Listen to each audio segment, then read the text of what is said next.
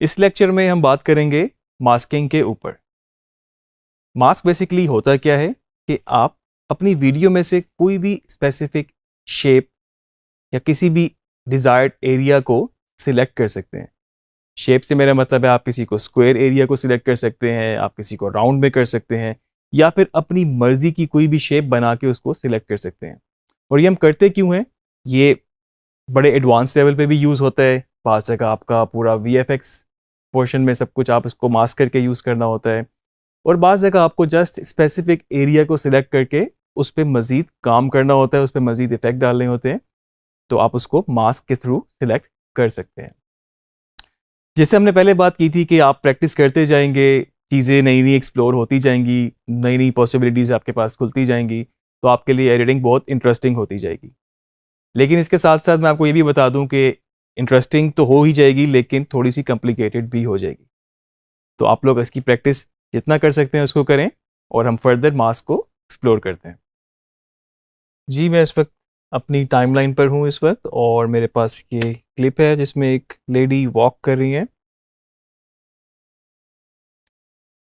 इस क्लिप को मास्क करने के लिए, या आप कह लें कि स्पेसिफिक एरिया को सिलेक्ट करने के लिए, मैं इस पर क्लिक करूँगा और मेरे पास ओपेसिटी के नीचे कुछ ये शेप्स आ रही हैं, और साथ में कुछ ये एक पेन टूल भी है मेरे पास। ये बेसिकली क्या करेगा आपको कि अगर मैं इस वक्त इस स्क्वायर को क्लिक करूं, तो आप देख सकते हैं कि इसने एक इस तरह की मुझे 4 पॉइंट सिलेक्शन दे दी है, और सारी चीज़ें ख़त्म हो चुकी हैं। वहाँ से आपके पास सिर्फ इतना एरिया नज़र आ रहा है। इसका मतलब ये है कि इसने इतने एरिया को मास्क कर लिया है। मैं इसको अंडू करता हूँ Ctrl Z के साथ, और अगर मैं इस राउंड को, एलिप्स शेप को क्लिक करूं, तो आप देख रहे हैं कि वही इस वक्त जो है मेरे पास राउंड शेप में सिलेक्शन हुई हुई है। इस सिलेक्शन को मैं डिफरेंट जगह पे मूव भी कर सकता हूं। तो जिस एरिया पे मैं इस वक्त इसको अपने मास्क को मूव कर रहा हूं, आप देख सकते हैं कि वो एरिया मुझे विजिबल हो रहा है, और उसके अलावा कुछ भी विजिबल नहीं हो रहा। फर्दर यहाँ पर मेरे पास एक ऑप्शन है इन्वर्टेड की। अगर मैं इसको चेक करता हूँ, तो आप देख सकते हैं कि इस वक्त मास्क आपका इन्वर्ट हो चुका है, और जो एरिया जहाँ पर आपने उस राउंड को सिलेक्ट किया था, सिर्फ वो एरिया नज़र नहीं आ रहा, इन्वर्ट होकर आपको बाकी सब कुछ वीडियो नज़र आ रही है। आप इसको डिफरेंट जगहों पे मूव करके देख सकते हैं। इन्वर्टेड को अनचेक करते हैं। हमने तो शेप वाइज देख लिया, अभी हम पेन टूल से भी इसको एक्सप्लोर कर सकते हैं। पेन टूल बेसिकली आपको वो ऑप्शंस देगा कि आप अपनी मर्जी की शेप, अपनी मर्जी का मास्क बना सकते हैं। जिस पॉइंट पे आपको जो चीज़ चाहिए, जिस जगह आपने उसको मूव करना है, आप उसको इजीली प्ले अराउंड कर सकते हैं। तो इस मास्क को हम फिलहाल करते हैं डिलीट। आप देख सकते हैं मास्क 1 ऐड है हमारे पास। मैं यहाँ पर इसको सिलेक्ट करके डिलीट प्रेस करूँगा, मास्क ख़त्म हो गया है। और पेन टूल से मेरे पास यहाँ पर पेन टूल मैंने यहाँ से पकड़ा। ये याद रखिएगा कि ये टाइमलाइन वाला जो आपके पास टूल बार आ रहा है टाइमलाइन के साथ, ये वाला पेन टूल नहीं है। आपके पास ओपेसिटी के अंदर एक इसका अपना भी पेन टूल मौजूद है, और इस वक्त मैं जस्ट एक रैंडमली वीडियो को सिलेक्ट कर रहा हूँ। आप देख रहे हैं जहाँ जहाँ मैं क्लिक कर रहा हूँ एक डॉट, एक पॉइंट ऐड होता जा रहा है। आप इसको अंडू कर सकते हैं अगर आपसे गलत डॉट क्लिक हो जाए, और दोबारा जिस डॉट से मैंने शुरू किया था, इनको सिलेक्ट करते हुए मैंने जब उस पर क्लिक किया अपने फाइनल डॉट पे, जो कि पहला सबसे डॉट था, तो इसने इसको क्लोज कर दिया, और मेरे पास एक अपनी मर्जी का मास्क बन चुका है। जितने भी पॉइंट्स आपने ऐड किए थे, आप इसको मज़ीद भी चेंज कर सकते हैं। आप देखें जस्ट इनको मैंने पकड़ के सिर्फ इस तरह से मूव करना है, तो मैं इनको मज़ीद भी चेंज कर सकता हूँ। मैं ओवरऑल पूरे मास्क को इस तरह मूव कर सकता हूँ। इसको हम प्ले करते हैं। आप देख रहे हैं इस वक्त वीडियो आपकी प्ले हुई है, आपको कुछ भी नज़र नहीं आ रहा, लेकिन आपको सिर्फ जो एरिया आपने मास्क किया था वो आपको नज़र आ रहा है। मास्क की कुछ फर्दर ऑप्शंस भी हम देखते हैं। ये मास्क का पाथ है, अगर आप चाहें तो इसको भी की फ्रेम लगा के एनिमेट कर सकते हैं। हम आगे जाके देखेंगे कि इसको हम किस तरह से चेंज कर सकते हैं। फर्दर आपके पास आ रहा है मास्क का फेदर। इसका मतलब ये है कि आपने जितने भी पॉइंट्स को यहाँ पर अपने मास्क बनाया है, अगर आप इस फेदर को बढ़ाते जाएंगे तो उसको वो थोड़ा सा सॉफ्ट करता जाएगा, और आप देख रहे हैं कि एजेस जो है वो इस वक्त स्मूथ हो चुके हैं, वो बिल्कुल उस तरह का हार्श नहीं है।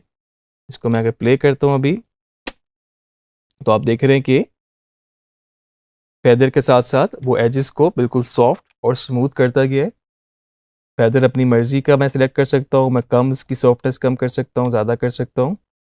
उसके नीचे मेरे पास ओपेसिटी है मास्क की। आप देख रहे हैं कि अगर ओपेसिटी मैं कम कर रहा हूँ तो वो ट्रांसपेरेंसी उसकी कम कर रहा है, क्योंकि मास्क के अंदर हुआ हुआ जो एरिया है उसकी ट्रांसपेरेंसी को मैं कंट्रोल कर सकता हूँ अगर मुझे कम या ज़्यादा करना है।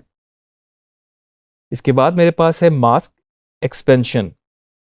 तो आप देख रहे हैं कि जो शेप मैंने सिलेक्ट की थी, इस एक्सपेंशन को बढ़ाने से उसी शेप को वो मज़ीद एक्सपेंड करता जा रहा है, या फिर अगर मैं इसकी वैल्यूज़ कम करूँगा तो आप देख रहे हैं कि वो उसी शेप को मज़ीद कम करता जा रहा है। और आप चाहते हैं कि बाय डिफ़ॉल्ट ही हो जाए, अब यहाँ से इसको रीसेट करेंगे तो अभी आपके पास ये मास्क इस वक्त यहाँ पर सेट हो चुका है। इसमें आप चाहें तो बहुत डिटेल में भी काम कर सकते हैं। मिसाल के तौर पे अभी आपके पास ये विंडो का साइज़ आ रहा है, आप चाहें तो आपके पास यहाँ पर जूम करने की ऑप्शन मौजूद है। ये आपके इस कैनवस को या आपके इस प्रोग्राम विंडो को के अंदर जो जितने भी आपके पास वीडियो है इसको वो जूम कर देगा। लेट्स सी मैं इसको 200% करता हूँ तो आप देख सकते हैं कि आप इन मास्क पे डिटेल में काम कर सकते हैं। यहाँ से फेदर भी मैं रीसेट कर देता हूँ तो मैं इसको फुल स्क्रीन भी कर लेता हूँ। यहाँ से मैंने इसको 400% पे जूम इन भी किया हुआ है। आप चाहें तो बिल्कुल अपना इसको डिटेल में काम कर सकते हैं जितने एरियाज़ पे आपको काम करना है। और किसी पॉइंट पे आपको लगता है कि आपको यहाँ पर और पॉइंट्स ऐड करने हैं तो आप ऑल्ट के साथ क्लिक करेंगे तो आपके पास फर्दर पॉइंट्स भी ऐड होते जाएंगे। क्लिक करेंगे तो आपके पास फर्दर पॉइंट्स भी ऐड होते जाएंगे। तो ये आपने इसको देखा कि हमने पेन टूल से अपनी मर्ज़ी की सिलेक्शन की। ये सिलेक्शन आप स्क्वायर से, किसी और शेप से, या राउंड वाले इससे, एलिप्स से भी कर सकते थे। इसको आप बहुत डिटेल में भी कर सकते हैं, मतलब ये पॉइंट आपके जो आपने जितने ऐड किए हैं ये बिल्कुल आप चाहते एग्जैक्ट भी कर सकते थे। आप इसको यहाँ से जूम इन करके, ये सिर्फ आपकी विंडो को जूम इन करेगा, आप यहाँ से भी इनको सेट कर सकते थे। तो ये काफ़ी आपकी प्रैक्टिस पे, आपकी उस पर डिपेंड करता है कि आप कितना डिटेल में करना चाहते हैं। और मेन चीज़ ये कि आपने अचीव क्या करना है। हो सकता है आपको सिर्फ इसी विंडो को, इसी वीडियो को आपने किसी लैपटॉप की स्क्रीन पे सेट करना था, या मे बी आपने किसी मोबाइल की स्क्रीन पे सेट करना था। आपने एक्स्ट्रा एरियाज़ वगैरह काट दिया, आपने सिर्फ इतना एरिया ही मास्क किया और उसके बाद आपने इसको वहाँ पर अपनी पोजीशन स्केलिंग वगैरह से एडजस्ट कर दिया।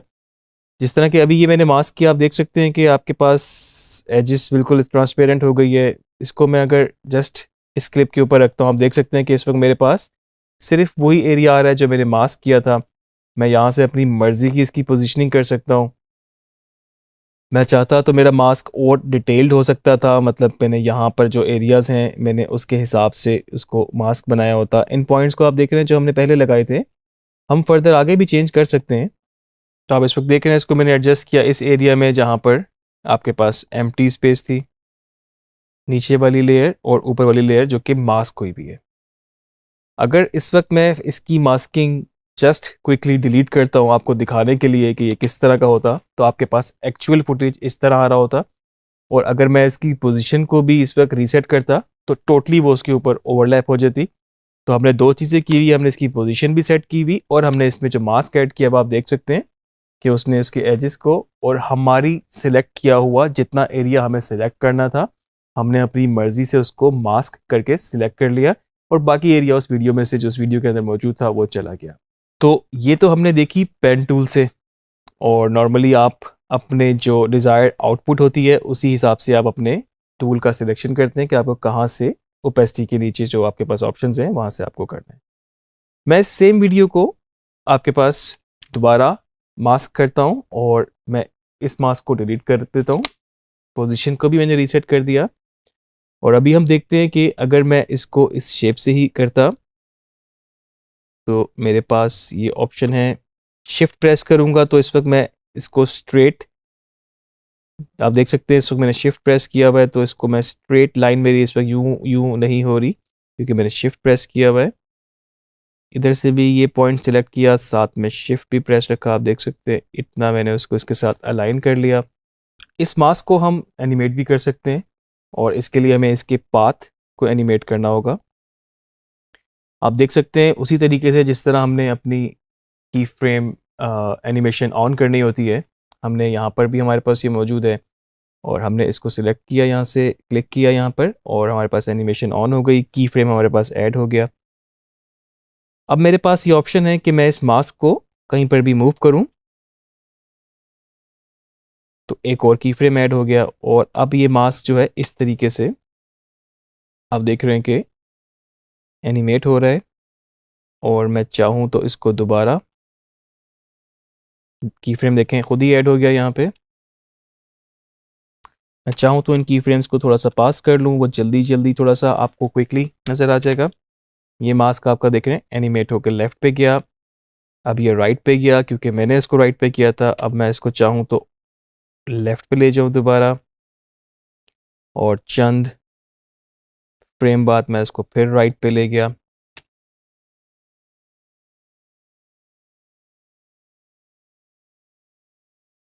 तो ये तो जस्ट मैंने इस वक्त बेसिक एनिमेशन यहाँ पे की है। आप इसको फ्रेम बाय फ्रेम भी कर सकते हैं क्योंकि मास्किंग में बहुत डिटेल में काम होता है।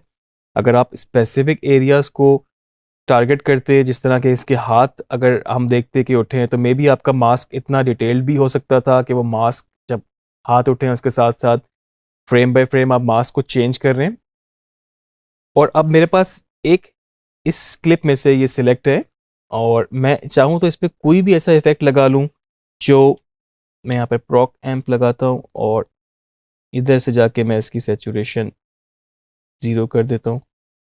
आप देख सकते हैं मैं इसकी ब्राइटनेस कॉन्ट्रास्ट सिर्फ उसी एरिया पे काम कर रहा है जो मास्क है, क्योंकि लेयर पूरी कर रहा है एग्जैक्टली तो, लेकिन हमारे पास मास्क है तो हमें इस वक्त नज़र नहीं आ रहा। अगर मैं चाहूँ तो इस सेम लेयर को डुप्लीकेट कर लूँ और मे बी मैं क्या करूँ कि इसमें पूरी इसके नीचे जो लेयर है वो एज इट इज़ रहे और ऊपर लेयर पे आपके पास मास्क और इफेक्ट अलग अलग लगे हुए हैं। मैं आपको करके दिखाता हूँ। ऑल्ट के साथ मैं इस लेयर को अगर ऊपर ड्रैग करूँगा और मैं यहाँ पर माउस छोड़ूंगा तो मेरे पास सेम क्लिप ऊपर डुप्लीकेट हो गया है, कॉपी हो गया है। नहीं तो इसका दूसरा तरीका ये भी हो सकता था कि मैं इसको कंट्रोल सी और यहाँ पर कंट्रोल शिफ्ट वी यूज़ करूँगा ताकि इसके ऊपर ओवरलैप ना हो और मैं इसको ऊपर एज इट इज़ सिंक कर दूंगा इसके साथ बिल्कुल। तो इस वक्त मेरे पास दोनों लेयर सेम है, सेम मास्क है। अगर मैं नीचे वाली लेयर को सिलेक्ट करूं, इधर से इसका मास्क डिलीट कर दूं, आप देख सकते हैं कि इस वक्त उसने इसको पूरा विजिबल हो गया यहाँ पर। और मे बी इधर से जाके क्योंकि इफेक्ट भी साथ कॉपी पेस्ट हुए थे, इसको मैं डिलीट कर दिया। अब आप देख सकते हैं आपके पास सेम लेयर थी लेकिन नीचे वाली लेयर में आपके पास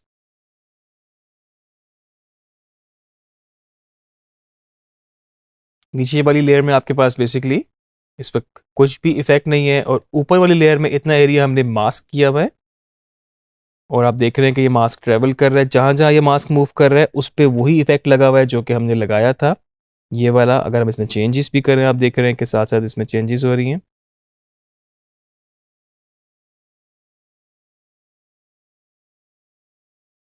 अगर नीचे वाली लेयर को मैं इस वक्त ऑफ करूं और उसके लिए मैं इसको डिसेबल कर सकता हूं, राइट क्लिक करूंगा और एनेबल को अनचेक करूंगा तो आप देख सकते हैं आपके पास ऊपर वाली लेयर सिर्फ इस वक्त चल रही है और उसमें हमने मास्क लगाया था। हमने इस मास्क को एनिमेट किया जो कि आपकी शेप बेसिकली इस तरह से मूव हो रही है और हमने इस पर एक इफ़ेक्ट भी लगाया था, जिस तरह हमने इसका कलर चेंज कर दिया, हमने ब्लैक एंड वाइट कर दिया। तो बेसिकली मास्क लगाने का मकसद ही यही है कि आप अपने सेलेक्टिव एरियाज पे काम कर सकते हैं। आप इस पर कोई भी इफेक्ट लगाएंगे तो वो सिर्फ उसी एरिया पे लगेगा जो जहाँ जितना आपने एरिया मास्क किया हुआ है। बेसिकली वो लगता तो पूरे क्लिप पर है लेकिन आपको उस वक्त विजिबल वो एरिया दिखाएगा जितना आपके पास मास्क एरिया में सिलेक्टेड है। अगर इसकी जगह मैंने कोई और इफेक्ट भी लगाया होता, जिस तरह कि मैं प्रो कैम डिलीट करता हूँ और यहाँ से मैं इसके ऊपर ब्लर लगाता हूँ, तो आप देख सकते हैं कि इसने इसको ब्लर कर दिया और नीचे वाली लेयर को मैं ऑन करता हूँ जो कि as it is same layer थी। अब ये जो ऑन करने से पहले अगर आप देखें तो इस वक्त ब्लैक एंड वाइट की जगह आपके पास पूरी वीडियो ब्लर आ रही है और ये जो मास्क आपने अपनी मर्जी से बनाया था और फिर बाद में उसको एनिमेट किया था आपने की फ्रेम लगा के, वो इस तरह से कुछ आपको दिखा रहा है। राइट क्लिक अगर मैं यहाँ पे करूँ, इसको इनेबल करूँ, तो इस वक्त आपके पास पूरी वीडियो आ रही है क्योंकि नीचे वाली वीडियो सेम है और उसके अंदर कोई भी इफेक्ट नहीं है। तो इस वक्त वो इतने एरिया को ब्लर दिखा रहा है। तो ये तो हमने कुछ मास्किंग की ऑप्शंस देखी, यहाँ पर हमने मास्क बनाया, हमने डिफरेंट शेप्स के साथ बनाया और अपनी मर्जी का हमने पेन टूल से भी शेप बना के मास्किंग उसकी की। फर्दर हमने इस पे इफेक्ट भी लगाया, मास्क को एनिमेट भी किया। आपने सारी ऑप्शंस देख ली, किस तरीके से आप इसको एनिमेट कर सकते हैं, किस तरीके से आप डिफरेंट इफेक्ट लगा सकते हैं।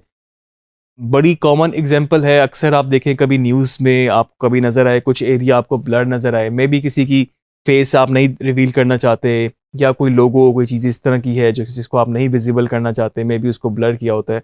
तो वो एक्चुअली पूरी विंडो बेसिकली पूरी स्क्रीन आपकी जो है ब्लर नहीं होती, वो स्पेसिफिक एक एरिया ही ब्लर आपको नज़र आएगा। और जिस तरह भी आपने सीखा वो स्पेसिफिक एरिया इसी तरीके से होता है कि आपने उस एरिया को मास्क किया और फिर आपने उस पर वो इफेक्ट लगाया। मे बी अगर आपने ब्लर करना है तो आपने ब्लर का इफेक्ट लगाया और आपने इसी तरीके से इसको प्रोसेस किया आगे। मास्किंग में आपके पास एंडलेस पॉसिबिलिटीज़ हैं, फिल्मों से लेके न्यूज़ से लेके हर जगह मास्किंग का इस्तेमाल होता है। अक्सर कभी कोई इस शॉट में आपकी कोई चीज़ एडिशनल आ जाए, कोई पैच नज़र आ जाए, या कोई चीज़ आपको ब्लर करनी है या आपको कुछ उसको फर्दर चेंजेस करनी है, तो आप उस स्पेसिफिक एरियाज पे सिर्फ मास्क बनाकर ही उस पर काम कर सकते हैं। तो मास्किंग में आपके पास बहुत सारी पॉसिबिलिटीज़ हैं, बहुत सारी चीज़ें आप कर सकते हैं, बहुत सारे इफ़ेक्ट्स भी आप लगा सकते हैं। इसको प्रैक्टिस करते जाएं और फर्दर इसको मास्टर करते जाएं आप।